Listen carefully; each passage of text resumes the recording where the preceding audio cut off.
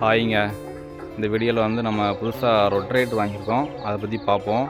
Full video போடலாம் பார்த்தேன். நமக்கு கொஞ்சம் வண்டிக்கு நிறையா ஒர்க் இருக்கனால இன்னும் ஒரு 2-3 நாளைக்கு தான் ஒர்க் இருக்கும். அப்புறமேட்டு நான் ஃபுல் வீடியோ போடுறேன். இப்போ சின்னதாக தெரியப்படுத்திக்கிறேன் ரொட்ரேட்டர் வாங்கியிருக்கோம் அப்படிங்கிறத. நம்ம ரொட்ரேட்டர் வந்து கொஞ்சம் வேலை வச்சுட்டே இருக்குன்னு சொல்லியிருந்தோம். இந்த ரொட்ரேட்டர் வாங்கி 10 வருஷம் ஆகிட்டு, அது பேக்கிங் போயிட்டு பேக்கிங் கிடைக்க மாட்டேங்கி, இந்த பைப்பு விட்டுட்டு அப்புறம் கியர் பாக்ஸ் வேறு, அந்த க்ரௌண்ட் வேறு லேசாக சவுண்டு வருது.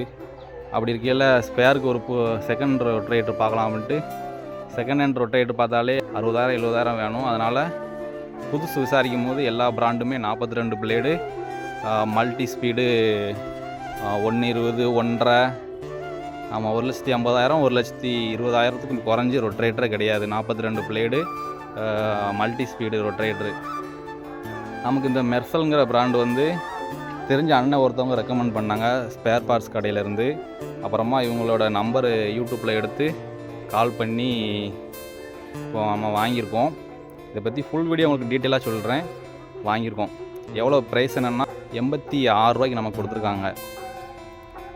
அவ்வளோதாங்க, தெரியப்படுத்தணும்னு நினச்சேன். ஃபுல் வீடியோவில் நான் அதை பற்றி தெளிவாக சொல்கிறேன்.